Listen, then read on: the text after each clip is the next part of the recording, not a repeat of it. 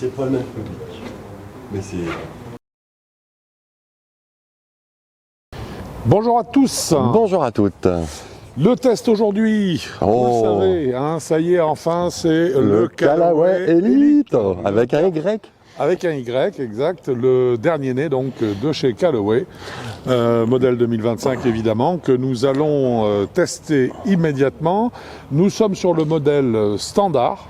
Voilà, avec 3 réglages, draw, fade, neutre. Possibles, aussi bien exactement, de fade, square et draw. Et nous allons le jouer aujourd'hui avec un manche Denali.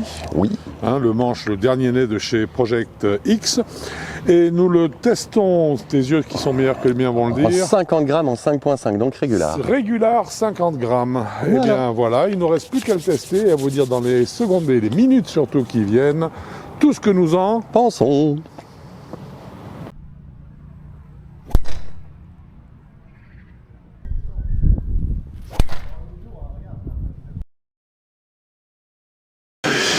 C'est un driver que nous avons testé avec beaucoup de curiosité. Et beaucoup d'attention surtout. Et beaucoup d'attention. Vu la quantité de pubs qu'il y avait dessus. Voilà, puisque en fait ça fait un petit moment que Callaway communique sur la sortie de ce driver Elite. Voilà, de ces 3 drivers. De ces 3 drivers qui composent la gamme Elite, voilà, exactement. Et qui sont donc vraiment la toute nouvelle et dernière production de cette maison américaine.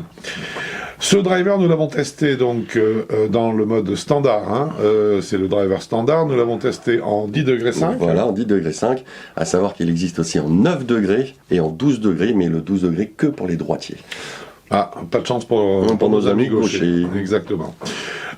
C'est un driver que nous avons testé avec un shaft Denali.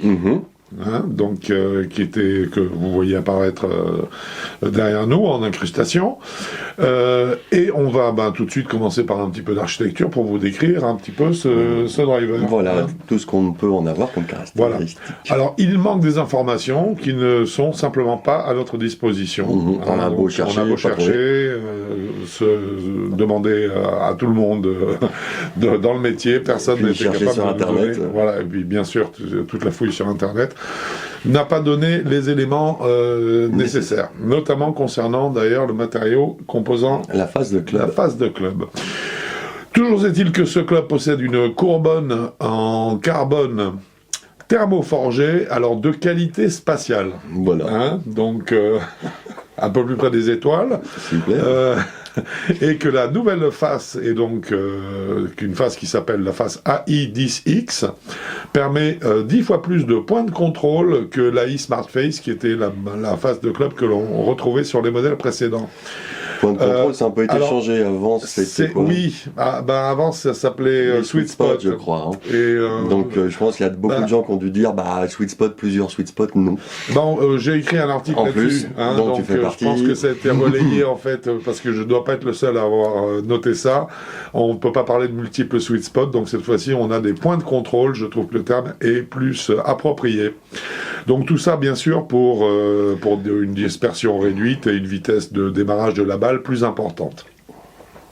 À noter que sur ce modèle standard, nous avons un poids mobile de 13 grammes qui peut se positionner à volonté en position neutre, en position draw ou en position fade. Alors j'aurais juste rajouté un petit quelque chose là-dessus, donc déjà 13 grammes, je trouve ça peut-être un peu beaucoup, mais bon, c'est eux qui savent faire. Et ensuite, c'est que là on peut positionner, donc il y a 3 cavités. Quand on met le poids dans une des 3 cavités, les 2 autres cavités, le pas de vis est vide. Ah oui, c'est une remarque. Donc c'est pas la première fois que je vois ça par contre. C'est sur la première fois que je me suis dit c'est bizarre, là c'est la deuxième fois que je vois ça. Alors en général il y a rarement des impuretés ou des petits débris qui viennent se glisser dedans, mais si jamais ça vient se glisser dedans, derrière un peu d'eau, un peu de pchit, un peu embêtant. C'est un peu embêtant et si jamais c'est pas bien fait, on peut abîmer le pas de vis.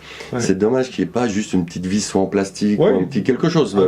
Un cache. Tout à fait. Et là, ça aurait pas été 13 grammes, ça aurait été un petit peu moins, mais 1 gramme, 11 grammes, plus 1 gramme à droite, à gauche. 1 gramme à droite et à gauche. Il y a du plastique très léger qui aurait pu justement venir boucher ces pas de vis. Oui, c'est une très bonne remarque. Non, c'est une très bonne remarque. À noter finalement, pour finir, que donc ce driver profite d'une forme aérodynamique améliorée. Comme tous les drivers de... Mais bon, ça évidemment, c'est, comme tu le dis, c'est un trait commun à l'ensemble des drivers du marché. Voilà pour la partie architecturale, et nous allons pouvoir entamer le verdict à proprement parler.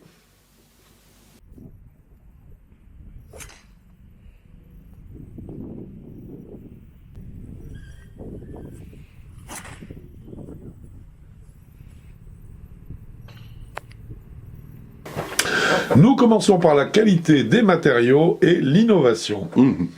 Alors, qualité des matériaux, magnifique. C'est rien à reprocher, c'est très beau, c'est très propre, c'est très finition. Alors voilà. Après, moi je trouve ça pas super beau parce que j'ai l'impression, j'aurais préféré que certains matériaux soient au toucher, alors que là ils ont laissé volontairement un petit espace, mais c'est bien polissé, c'est bien poli. Voilà, c'est bien poli, c'est bien nickel, il y a rien qui dépasse. Donc c'est une façon de voir, c'est une esthétique. Je peux pas critiquer l'esthétique de ce club. Donc moi je trouve, c'est juste la qualité des matériaux est bonne, l'assemblage est excellent et tout ce qui est fait, tout l'usinage est parfait. Tout l'usinage est magnifique. Donc là-dessus, j'ai aucun reproche à lui. Oui, alors moi, quand même, deux petites remarques. Tout d'abord, le support des masses amovibles à l'arrière de la tête de club est dans un espèce d'aluminium. Oui. Je sais pas comment est-ce qu'il va tenir dans le temps, en fait. Comme c'est à l'arrière, l'avantage c'est qu'il risque de tenir. Parce qu'il aura moins de choc. Voilà. Mais il va se rayer, je pense que c'est un matériau... Après, comme il est en dessous... Enfin bon, ça à voir. Et par contre, alors là où j'ai une vraie remarque à faire, c'est sur le traitement de la face de club. Oui. Parce qu'en fait, il faut être clair, nous avons fait ce test avec un club qu'on a sorti nous-mêmes du blister. Il était sous blister, donc il avait jamais tapé une balle, on a enlevé le blister et on l'a tapé. J'ai passé la séance de test à essuyer la face de club en croyant qu'elle était sale parce qu'elle me donnait une espèce d'apparence un petit peu terreuse. Et en fait, pas du tout. C'est simplement que le traitement des deux parties de la face, pointe et talon, qui encadrent la zone de frappe, sont traités dans un gris qui donne une impression de pas nette. C'est l'impression que ça m'a laissé. J'ai passé mon temps à le nettoyer alors qu'en fait le club était parfaitement propre. Et moi ça m'a pas gêné. Toi ça t'a pas gêné. Moi ça m'a un petit peu gêné, je voulais juste en parler sur le côté du traitement des surfaces en tout cas puisqu'on est sur la qualité des matériaux. Innovation à proprement parler par contre. Innovation, la seule chose qui change ce serait éventuellement leur nouvelle face AI10X. C'est juste la répartition des masses, la forme de l'épaisseur, multi-épaisseur. Ça existe aussi sur ça fait un moment et puis il continue, c'est juste, donc c'est pas une innovation. Non, et puis chacun y va, chaque marque y va de sa propre façon de faire, et de son propre nom. Voilà, exactement, et de sa propre intelligence artificielle. Voilà, donc on n'a pas mis de point sur l'innovation, donc c'est 1,5 point sur les deux, parce que pas d'innovation, nouvelle et violente. Pas d'innovation et une très belle qualité de matériau par contre.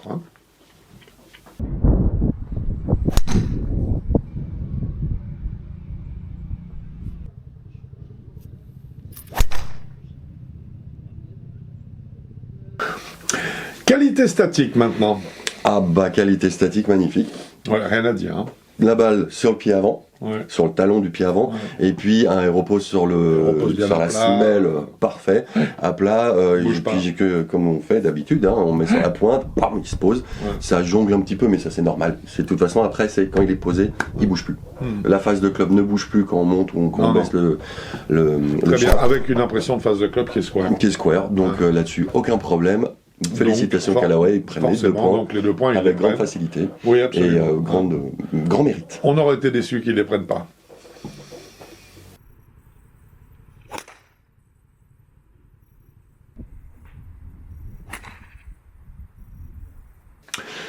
Stock option à présent. Alors, il y a un petit quelque chose qui m'a embêté, c'est juste que leur site n'est pas super bien fait pour trouver les shafts.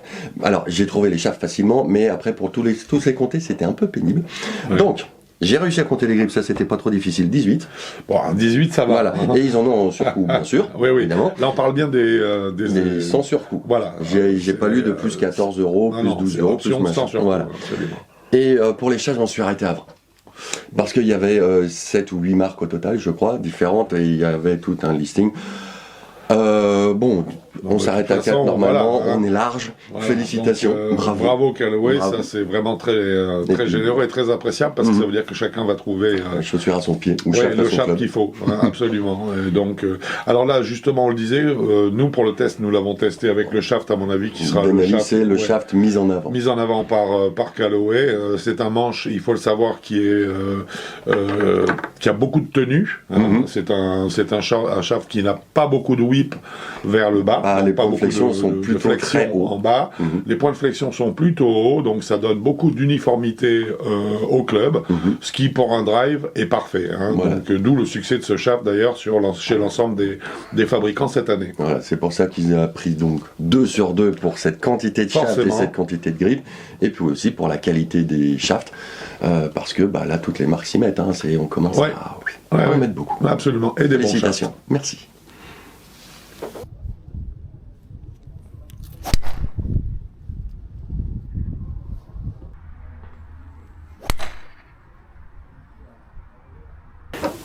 Stabilité et moment d'inertie. Alors, stabilité de la tête de club, pour commencer. Alors, on va dire moment d'inertie pour la tête de club. Voilà, moment d'inertie pour la tête de club. Alors, je l'ai trouvé fantastique.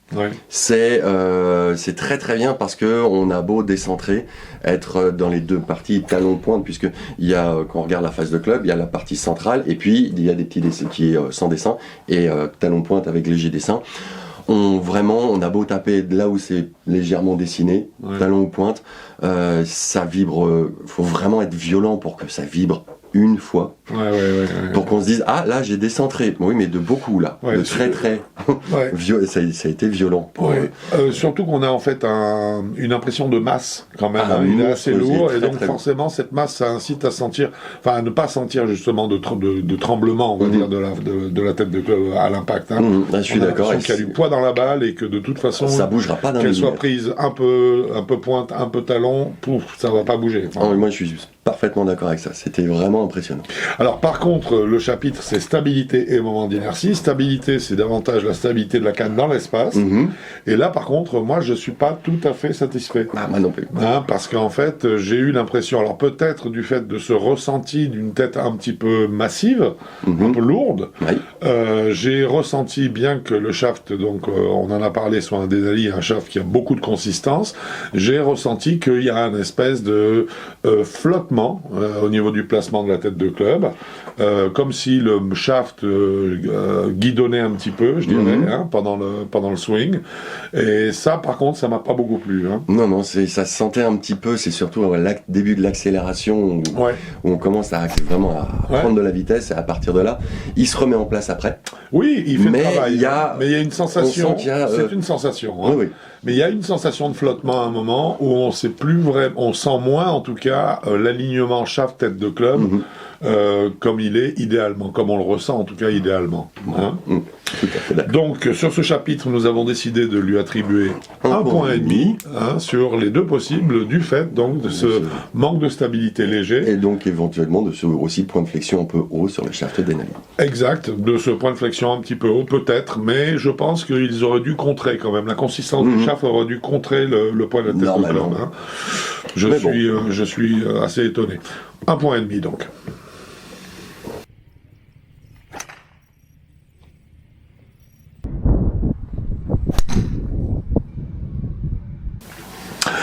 Un chapitre que vous aimez et que nous aimons, puissance et smash factor. On va... Il y a un chiffre, tu vas nous le donner. 1,50 pan. Voilà. Pan. C'est fait. 1,50 avec des distances mieux que dans la norme. Oui, alors on peut en parler un petit peu des distances quand même, parce que sur la publicité qui est faite sur le club, Callaway marque 8 yards de plus que le modèle précédent, mais si on lit le petit astérisque qui se trouve en dessous, il est écrit que dans la réalité, la différence par rapport au modèle précédent, le High Smoke, est de 1,8 yards. Donc les 8 yards, c'est sur l'exception de quelqu'un qui a fait plus 8 yards une fois. C'est ça, c'est un peu ça l'idée. Donc en fait, il n'y a pas de gain de distance notable. 1,8 yard, ça nous fait 1,50 m. Donc il va 1,50 m plus loin que le précédent. En moyenne. Selon le radar de Callaway. Le précédent était de toute façon un driver puissant, donc il n'y a pas de problème de distance. C'est un club qui fait le travail. Smash Factor en 50. Voilà, 2 points forcément. 2 direct, points direct, parce que c'est le Smash Factor idéal et qu'il faut être honnête, il n'a pas été très dur à aller chercher. Non, il n'a pas été difficile. Non, ça va. Donc très bien, bonne puissance, sans s'attendre bien sûr à 10 yards de plus sur un coup de driver.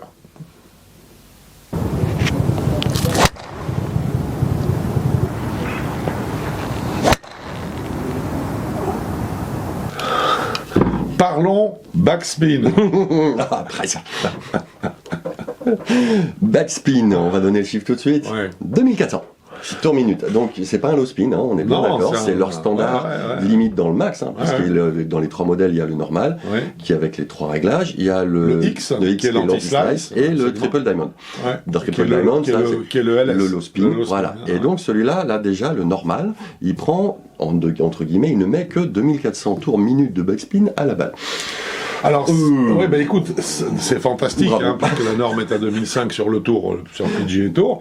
Sur le tour en low spin. Voilà, mais par contre, je veux dire, ça rejoint totalement ce que nous disions dans un autre test, qui est que cette année, en fait, en 2025, on arrive à un équilibre parfait entre la quantité de tolérance et la quantité de spin, et ce qui fait donc qu'on a des qualités de trajectoire cette année qui sont nettement supérieures à ce qu'on avait l'année dernière ou dans les années passées. Il y a quelques années aussi. Exactement. Les centres de gravité remontent un peu, mais pas suffisamment pour rendre le club injouable, donc suffisamment pour qu'il reste très tolérant. Les volumes maintenant et surtout les répartitions des masses sont parfaitement appliquées, parfaitement usinées. Donc le club est tolérant, mais on peut se permettre d'avoir des trajectoires un petit peu plus compétitives, en fait, grâce à un taux de spin qui soit un petit peu plus bas. Voilà.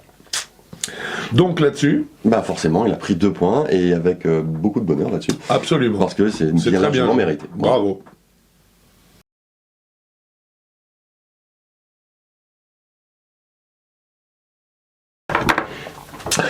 Trajectoire de balle maintenant. Oui, alors, angle de décollage. On a angle de décollage et 14,6 degrés.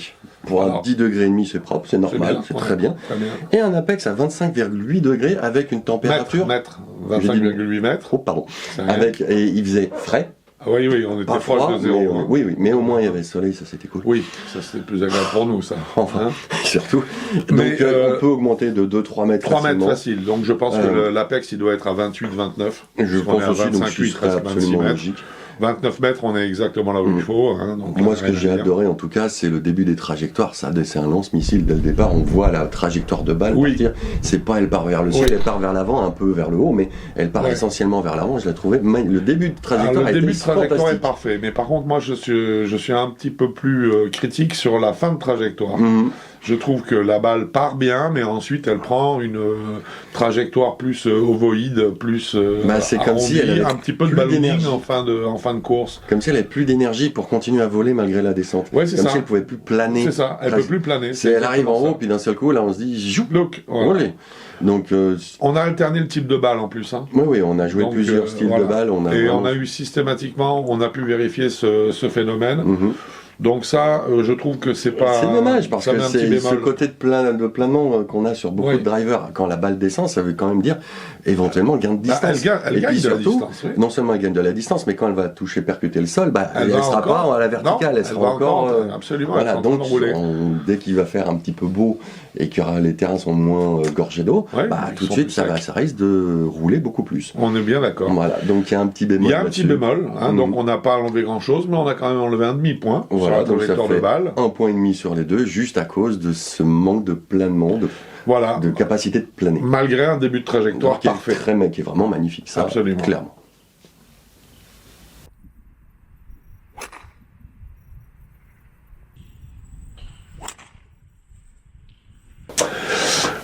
Feedback et sonorité. Et je sais que tu adores commencer par la sonorité. Ah oui, et là, ça claque fort. Et c'est un peu lourd. C'est un son c'est pas dont je suis pas fan. Pour moi, c'est un son qui est déjà un peu fort au niveau des décibels, mais surtout qui est mat. Voilà, c'est un peu lourd, justement, par rapport à la lourdeur du club que l'on ressent. C'est dans le sens du club, mais c'est pas un son qui met en valeur un coup de golf.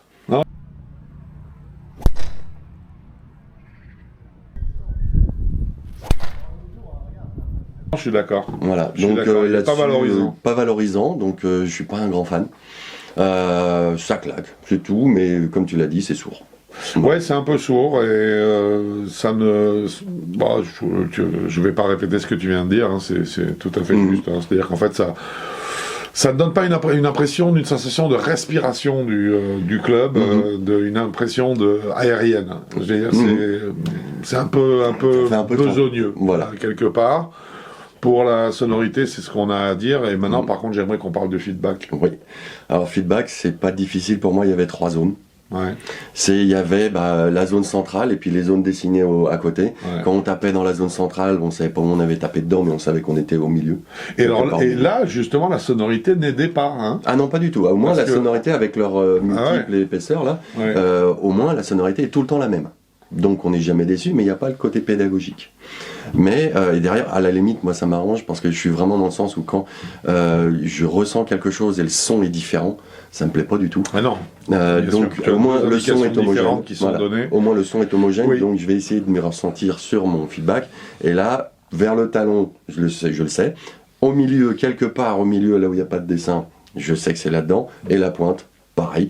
Mais où oui, donc là, un gros feutrage au niveau des sensations, qui n'est pas sauvé par une sonorité suffisamment précise en fonction des zones qui sont percutées. Donc, en termes de points, nous avons décidé de lui attribuer sur ce chapitre feedback et sonorité un point sur les 2 points possibles.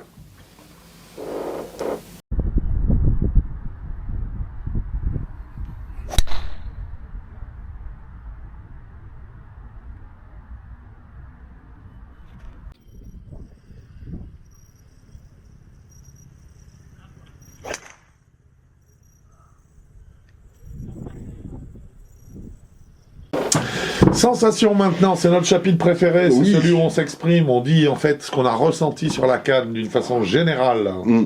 À toi l'honneur. À moi, pour moi en fait j'ai été un peu déçu par cette canne parce que c'est un club qui est dit révolutionnaire. Alors pour une chose, c'est les trajectoires sont hyper tolérantes. Ça, il n'y a pas photo. Le résultat est magnifique. Oui, le résultat est magnifique.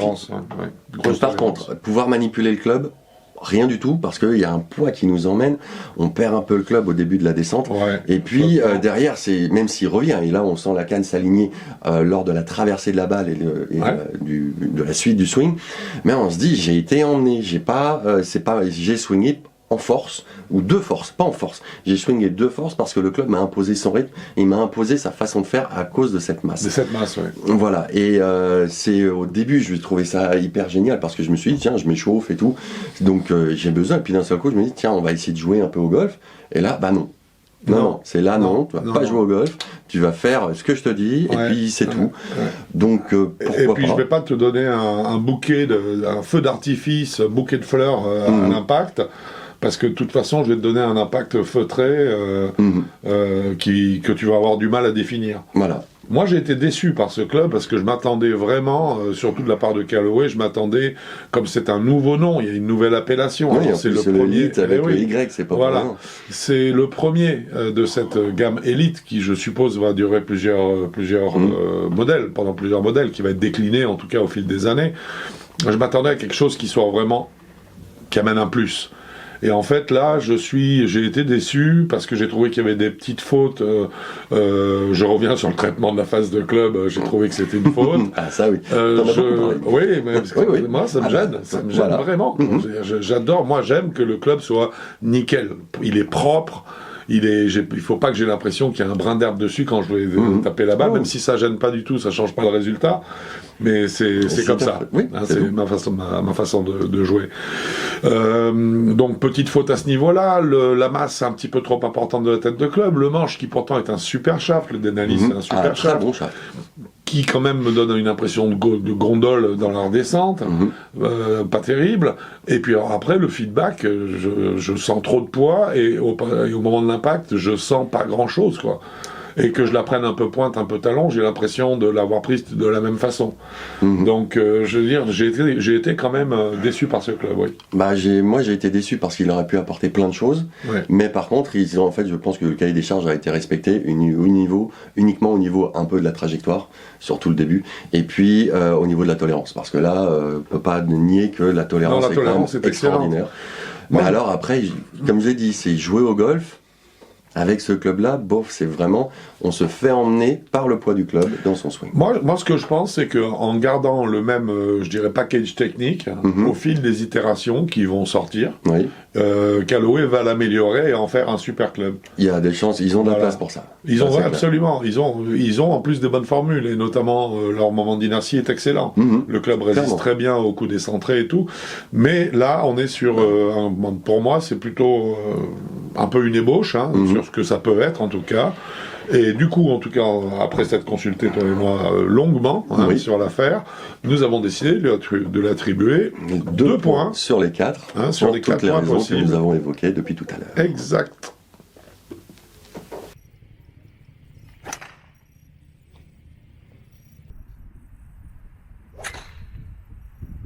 Alors, ça ne rentre pas dans la note, mais c'est important tout de même, l'avis d'enseignant, mon cher Quentin. L'avis d'enseignant, alors, proposer ça à un joueur. Tiens, hop, la patate chaude. Aïe. C'est, en fait, ce serait un club génial pour quelqu'un qui veut juste se faire guider par le club. Là, le club, il est bien. Parce que justement, je swing, je suis à peu près, j'ai mécaniquement, anatomiquement un swing à peu près juste. Le club il va faire le reste et il va m'aider et puis c'est lui qui va faire le boulot. Tranquillement là, et je pense que ce public-là va adorer ce club parce que là c'est vraiment plein dedans. Par contre, si vous aimez bien faire pas forcément des trajectoires, mais vous dire tiens, aujourd'hui je vais travailler, je vais faire un peu de draw, aujourd'hui je vais faire. Si vous aimez faire vivre la balle. Voilà, vivre la balle, là nous. Non. Ça, voilà, je pense que c'est ça. Moi, je pense qu'il n'y a pas d'index particulier, si tu veux. Il n'y a pas de zone d'index où je vais dire, c'est plutôt ce type de joueur ou autre. C'est un type de joueur. Et comme tu dis, c'est celui qui a besoin d'une masse suffisante pour se faire aider dans son swing. Voilà, pour avoir un mouvement un petit peu plus mécanique, un petit peu plus répétitif, parce qu'entraîné par la masse. Exactement. Donc, voilà. Voilà l'avis de l'enseignant, des enseignants. Puisqu'on est deux.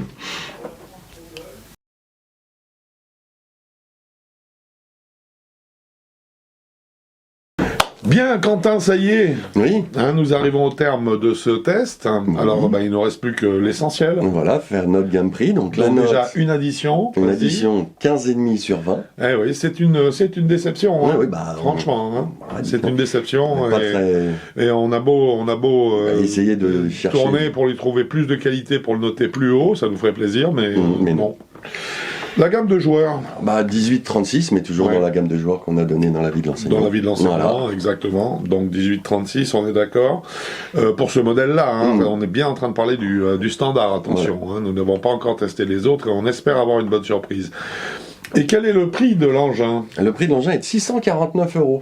Bien. Et les membres fans ? Et les membres fans, donc ils sont abonnés à avigolf.com ou à YouTube, les membres fans ont droit à une remise de 12%. Et en plus, on peut fitter le club si vous nous envoyez en plus la fiche technique Avigolfeur qui se trouve en pied de page du site avigolf.com. Que vous l'envoyez à quelle adresse ? Vous l'envoyez à contact@avigolf.com. Tu es formidable. Voilà. Et toujours, c'est que pour les membres fans, 12% de remise. Ok. Eh bien, c'est parfait. Ce test est dorénavant terminé. Nous espérons qu'il vous a plu. Et puis, nous vous disons à très bientôt pour faire le parcours ou sur un autre test. Il a fait beau, peut-être que ça va continuer. Sinon, ça sera sur avigolf.com. Bon golf à vous. Au revoir.